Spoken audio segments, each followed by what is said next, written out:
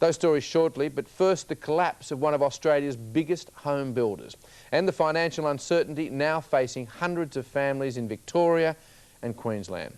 Some may never be able to move into their dream homes they've already paid for. Other customers of Avonwood Homes will have to fork out thousands of dollars more because their homes won't be finished before the GST takes effect. Amanda Patterson has this investigation. So this is home for who knows how long? Exactly. That's right, yeah. It could be another 3 months, could be 4 months, we don't know. For the past 4 months, Troy Podaski, his pregnant wife Samantha and 2-year-old daughter Brooke have lived in this backyard garage, and now it looks like they'll be forced to live here for quite a while. It's getting cold now. Yeah. It's going to be harder when the baby comes because I'll be that tight as it is with a new baby, but I'll be settling 2 children because when the baby This is where they should be living, an all but finished, brand new Avonwood home in outer Melbourne. What do you think when you look at your dream home now? A lot of mixed emotions, like I'm sort of glad it's almost finished, but in the same breath I'm also very angry that it's not going to be finished. Something you work so hard for and look forward to, and they just pull the rug out from under your feet. Virtually unbelievable. We thought it was a joke at first. Yeah, thought it was a big joke. Yeah. The collapse of Victoria's 4th biggest builder, Avonwood Homes, has left Ray and Annette Zammit stranded too. It's words can't explain just how disheartening it is, how many times I've sat at home and cried. And me. And I feel like doing it again now. Yeah, I do too. Very disheartening.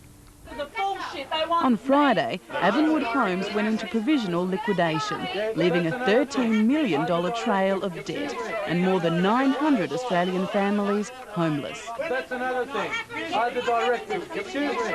You're all a pack of lies. You took our money under false pretences. We signed a contract under false pretences, under your guarantee that you would be building our home, and you didn't. It could be some months before those houses are completed. Paul Patterson has been appointed provisional liquidator. It's his job to sort out the mess. The costs that are incurred by the homeowners will be reimbursed subject to the insurance policies that they have. That's little comfort for the victims. All they can legally recoup is 20% of what they paid Avonwood. And for those whose homes are nearly complete, it's simply a waiting game. We will use our best endeavours to have those homes assigned to another builder who's acceptable to both the owner and the insurer. Could you afford to rent somewhere? No, not paying the interest. When you're paying interest on, on your loan, that's like paying for a rental property already. So you're paying it twice over. So on one wage and a new baby coming in and 2-year-old, you can't afford to pay for rent again.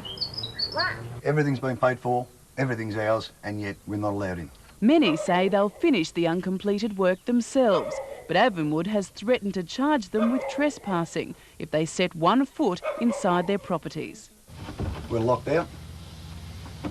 They won't acknowledge the fact that they've broken the contract and that we're well within our rights to move in. It's our livelihood. We're finished.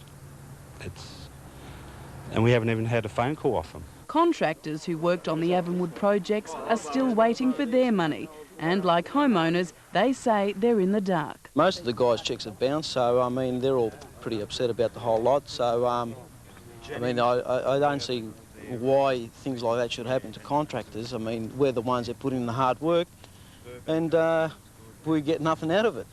Well, we haven't seen a collapse of this size for a very long period of time. It'd be my hope we don't see another one like it again. Brian Welsh is from the Victorian Master Builders Association. He says the upcoming GST is partly to blame.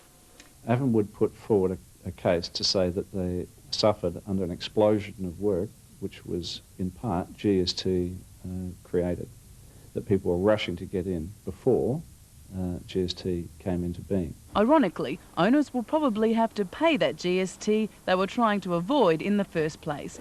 If the homes aren't completed by July 1st, the new tax will inevitably be added onto the final cost. Oh, well, it's our life savings going into it. David and Lorraine Naylan paid Avonwood $80,000. All they have to show for it is this half-built home in Brisbane. It's just put us way out of track, It's very upsetting. Be very wary. Oh, very wary. But you just don't know what's going to happen. No. They had such a good reputation. It could happen to anybody. Yeah, Amanda Patterson reporting there, and we're told a Melbourne law firm is already preparing a class action on behalf of Avonwood home buyers. And now to the car wash where cash disappears along with the dirt. You